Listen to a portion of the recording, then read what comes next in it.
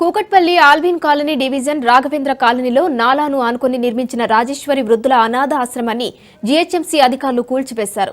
నాలాను కబ్జా చేసి నిర్మాణం చేపట్టినట్లు స్థానికులు ఫిర్యాదు చేశారు.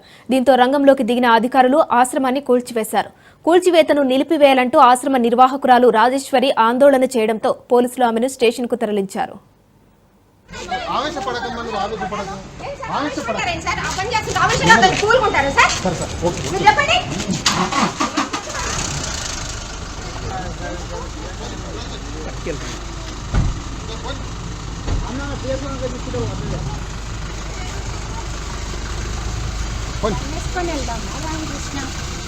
రామకృష్ణ బండేసుకుని వెళ్దాం పద.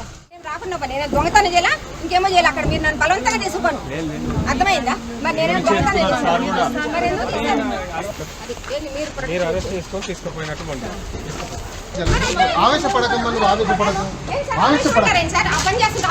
కూలుకుంటారు సార్, మీరు చెప్పండి.